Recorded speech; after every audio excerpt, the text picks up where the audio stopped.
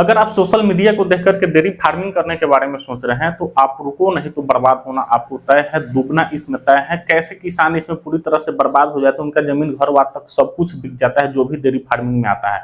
साथियों नमस्कार, मैं मुकेश कुमार बिहार के पूर्वी चंपारण जिले से।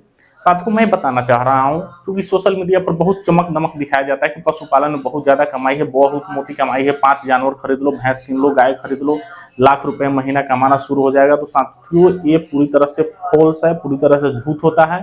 इस चक्कर में आप लोग नहीं पड़ना। मैं पूरी तरह से इस चीज को पर्दाफाश करने वाला हूं कि कैसे इसमें किसान पूरी तरह से बर्बाद होता है।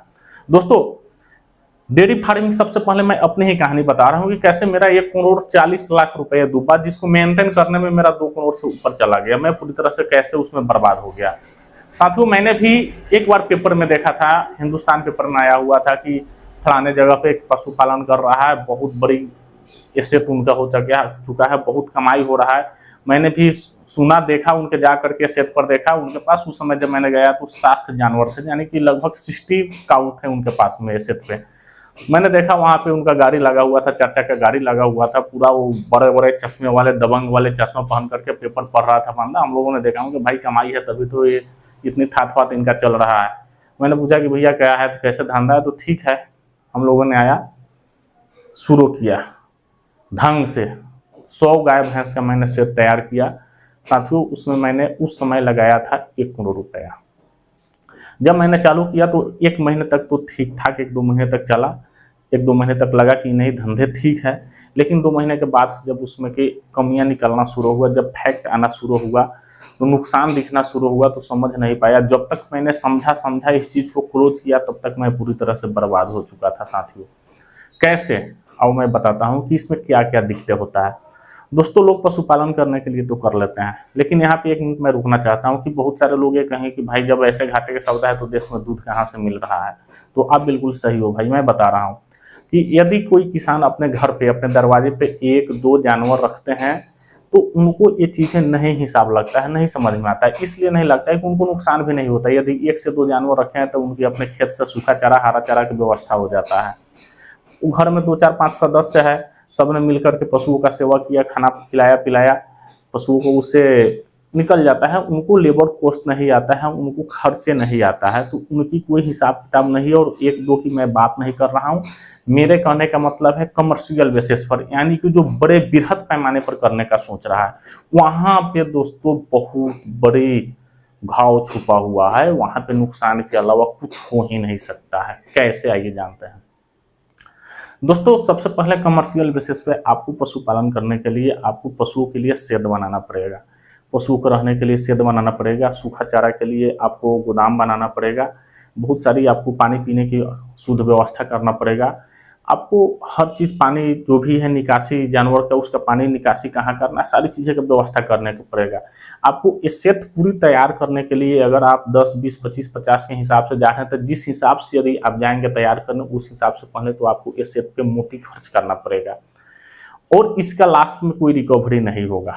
पहले आप देख लो दोस्तों, यदि आप पशुपालन के लिए कोई शेड वगैरह बनाने जा रहे हैं तो हर चीज़ का महंगा ज़्यादा हो चुका है, हर चीज़ के काफ़ी कीमतें बढ़ चुका है।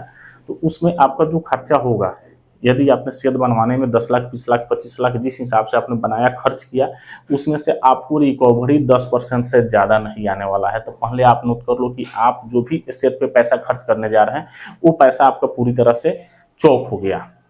अब दूसरी होता है कि चलो चौक हो गया तो हम धंधा कर रहे हैं उससे तो कमाएंगे, तो यहाँ पर भी धोखा ही होने वाला है दोस्तों। क्योंकि यदि आप जानवर लाते हैं, गाय या भैंस लाते हैं, तो एक जानवर को कमर्शियल बेसिस पर पालने में कम से कम पर डे का 300 प्लस से 400 रुपये का खर्च है, जबकि उस हिसाब से कोई भी जानवर आपको दूध नहीं देगा। उस हिसाब से किसी जानवर से आपको दूध नहीं मिलने वाला है। कैसे, आइए मैं बात करता हूँ। मान लो दोस्तों कि आप मैक्सिमम एक जानवर, गाय या भैंस, ऐसे कहा जाता है 20 लीटर, 25 लीटर, 30 लीटर, लेकिन ऐसी कुछ नहीं होता है दोस्तों। क्या आप अपने दिमाग से सोच करके बताओ कि एक जानवर यदि 30 लीटर दूध दे रही तो कितने दिन तक दे सकती है? भाई साहब 15 लीटर सुबह, 15 लीटर शाम। किसी जानवर के अगर शरीर से निकालोगे वो जानवर कहाँ जाएगा? कहाँ से देगा 30 लीटर। तो ये दिमाग सोचने वाली बात है, 30 लीटर नहीं होता है, मैक्सिमम 15 लीटर तक के एवरेज आप लेकर के चल सकते हो कि 15 लीटर तक दूध देगी। लेकिन वो भी 15 लीटर कब तक मिलेगा? जो जानवर यदि नया ब्यात की है, यानी जो हाल फिलहाल में भी नए बच्चे दी हो, तो वो 15 लीटर तक जा सकता है। 15 लीटर 18 लीटर तक गाय होगी तो दूध देगी आपको। लेकिन वो भी कितने दिन तक? 1 महीना, 2 महीना, 3 महीना। 3 महीना होते होते जानवर का दूध मिल्क धीरे धीरे दूध देना गाय कम कर देती है। गाय हो या भैंस हो, धीरे धीरे दूध देना उसकी फिगर धीरे धीरे डाउन ही होते जाता है। यानी कि 2 से 3 महीने तक आपको दूध यदि 15 लीटर वाली है तो 10-12, 3 महीने बाद में 10-12 होना शुरू हो जाएगा। उसके बाद में खाना वही देना है, रोज आपको खिलाना ही है गाय भैंस को। अब आप यहाँ पर आते हैं कि यदि दूध का रेट क्या मिल रहा है। साथियों, आप कमर्शियल बेसिस पे दूध का आपका जो उत्पादन खर्च है वो काफ़ी ज़्यादा होता है और मार्केट में दूध की रेट बहुत कम मिलता है। आप कमर्शियल बेसिस पे आपके खर्चे काफ़ी होते हैं। गाय के लिए सूखा चारा की व्यवस्था करना, आप सूखा चारा खरीदेंगे, उसको ट्रांसपोर्टिंग लगेगा, ला करके गोदाम पे रखना है, यानी कि गाड़ी भाड़ा, लेबर कॉस्ट, सारी चीज़ें सूखा चारा पे लगता है, जो काफ़ी मोटा अमाउंट बन जाता है, काफ़ी ज़्यादा कॉस्ट हो जाता है उसको स्टोर करने में। क्योंकि आप स्टोर नहीं करेंगे तो सूखा चारा एक ऐसी चीज़ है कि हर जगह आपको हर समय पे नहीं मिलेगा। इंसान के भोजन जो चाहेंगे जब चाहेंगे तहाँ मिल जाएगा, लेकिन जानवर को सूखा चारा नहीं मिलेगा। अगर कहीं ऐसा मिल भी रहा है तो काफ़ी हाई प्राइजेज पर मिलेगा, जो आप सर्वाइव नहीं कर पाएंगे। केजी पे खरीदना पड़ेगा, आप सर्वाइव नहीं कर पाएंगे। तो आपको जैसे कि गेहूं का सीजन है उस समय स्टॉक करना होगा, धान का सीजन है उस समय आपको स्टॉक करना होगा, खरीद करके आपको स्टॉक करना होगा। दूसरी बात, लेबर कॉस्ट हाई। आप जानवरों को देख रेख करने के लिए, खिलाने के लिए, उसको गोबर साफ करने के लिए, स्नान कराने के लिए, यानी देख टोटल कार्य के लिए आपको स्टाफ लेबर रखना पड़ेगा और लेबर कॉस्ट काफ़ी हाई हो जा रहा है आज के डेट में। क्योंकि आप कोई भी लेबर रखने जाओगे तो 15,000 से ऊपर में तो मिलेगा ही। 20,000, 18-20,000 से नीचे का कोई लेबर आपको मिलने नहीं जा रहा है। और वो भी लेबर आपको परमानेंट नहीं मिलेगा, क्योंकि उसमें कोई भी लेबर परमानेंट गोबर साफ करना या करना परमानेंटली नहीं करता है। 2 महीने 1 महीना करेगा, भग जाता है। तो लेबर कॉस्ट के भी बराबर दिक्कत ही आपके पास होते रहेगा, आप हमेशा तनाव में रहेंगे। यदि आपका मैनेजमेंट लेबर के ऊपर ठीक है, आपने लेबर रेगुलर ही रख रहा है, तब भी लेबर कॉस्ट काफ़ी खर्च हो जाता है लेबर कॉस्ट में। दूसरी, मेडिसिन। यदि जानवर आपका बीमार होता है, गाय भैंस बीमार पड़ती है, तो उसमें दोस्तों मेडिसिन जानवरों को, पशुओं के लेकर के काफ़ी हाई चार्जेस का होता है मेडिसिन में। उसकी महंगी सुई दवा काफ़ी ज़्यादा आता है। और उसमें भी होता है क्या कि कोई जानवर आपकी दूध दे रही है, फीडिंग कर रही है, तो यदि उस समय उसको फीवर भी आ जाता है तो दूध का रेशियो सीधा डाउन हो जाता है, गिर जाता है। मान लो कि कोई जानवर आपने लाया खरीद करके या आपके डेयरी फार्मिंग पर बच्चे दी, उस समय वो जानवर आपको दे रही है 15 लीटर दूध, लेकिन जब उसको अगर फीवर आया, कभी ज़्यादा बुखार आया, तबीयत बिगड़ा, तो वो दूध आपका हो जाएगा खत के 5 किलो, 4 किलो, 7 किलो। फिर उस चाहोगे कि आप कितना हो पैसा खर्च करो, हालांकि डॉक्टर आपको सलाह देगा कि ये करो वो करो, दूध फिर आ जाएगा, लेकिन ऐसा नहीं होता है।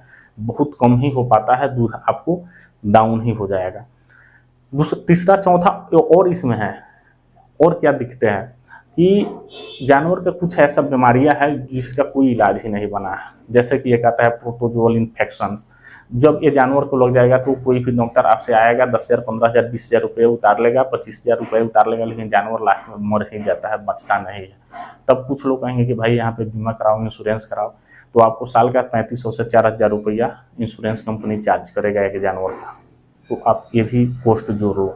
इसके लिए आपको 4,000 रुपया, यदि आप सेफ रखते ना चाह रहे हो कि जानवर मरे तो उसका पैसा मुझे मिले, तो 4,000 रुपया आपको ये भी रखना पड़ेगा जानवर पे खर्च आपको। फिर आगे दोस्तों, आपको जब दूध तैयार करोगे, आप दूध लेकर के जाओगे, तो दूध आप कहाँ दोगे, किसके पास?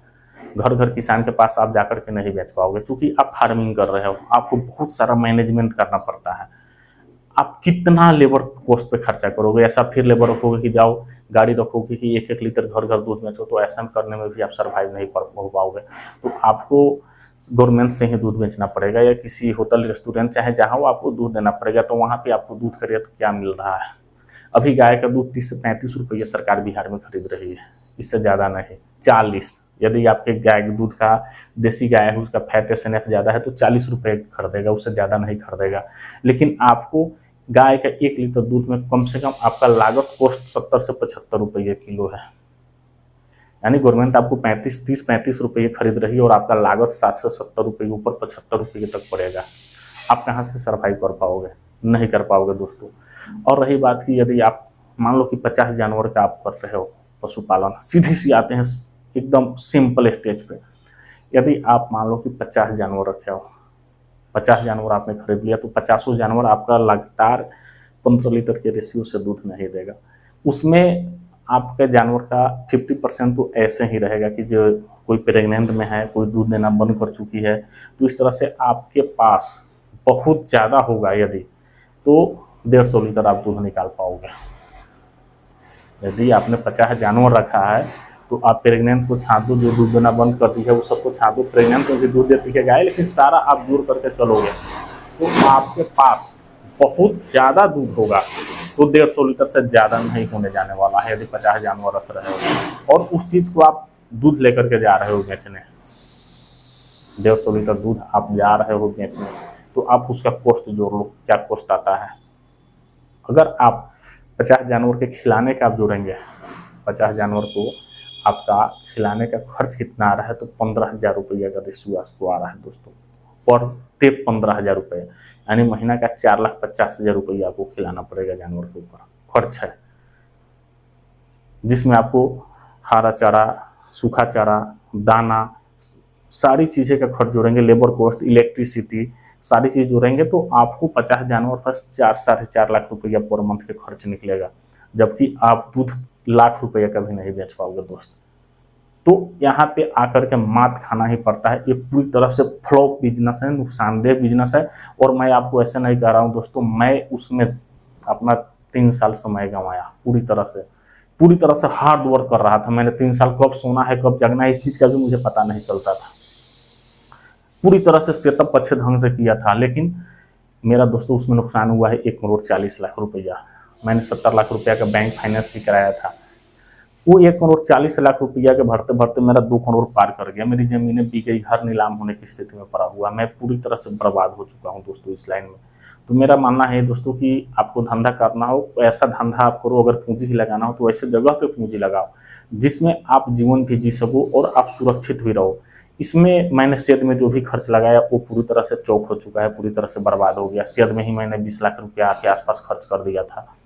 तो इस चीज़ से अब बच्चों मेरे भाई, अगर सोशल मीडिया पर आप देख रहे हो लोग बता रहा है कि 1.5 लाख के महीना कमा रहा है, 5 लाख के महीना कमा रहा है, या कर लिया वाह कर लिया, कुछ नहीं है, सब फॉल्स है, सब फ्लॉप है, ऐसी कुछ बात नहीं। मैं ऐसे नहीं बोल रहा हूँ। मैंने आपको बोला ना कि मैंने शुरू में देखा किसी का, जब उसके पास मैंने गया था तो उसके पास 7 जानवर था। 2 महीने बाद उसने मुझे बताया कि मैं 150 जानवर खरीदा था, 150 जानवर खरीदा था, मेरे 3 करोड़ रुपए डूब चुके हैं।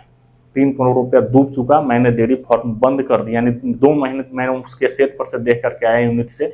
उसके 2 महीने बाद में उस बंदे ने अपना यूनिट पूरी तरह से बंद कर चुका था। बोला कि मैं पूरी तरह से बर्बाद हो चुका हूँ, कंगाल हो चुका हूँ। उसके बाद मेरा नंबर आया, मैं पूरी तरह से बर्बाद और कंगाल हो गया। दोस्तों दुनिया के मेरे जितने प्यारे प्यारे रिश्ते थे, जितने यार दोस्त थे, सारे रिश्ते खत्म हो चुके हैं। मैं किस दर्द में हूँ आप सोच नहीं सकता हूँ। तो क्या मेरे भाई, अगर आप करने के लिए सोच रहे हो तो इस दर्द में मत आना, इस धंधे में मत आना। आपको अगर करना है 1-2 अपने घर दरवाजे पर पाल लेना, लेकिन कमर्शियल बेसिस पे पशुपालन करने के बारे में आप सोचना भी नहीं।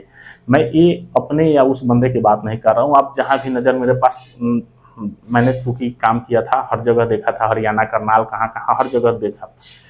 जो भी लोग इसमें कमर्शियल बेसिस पर आया वो पूरी तरह से बर्बाद हो चुका है। ऐसे मेरे पास 50 लोगों की जानकारी है जिनका ज़मीनें बिक गया, घर बिक गया, पूरी तरह से रोड पे आ गया, कंगाल हो गया।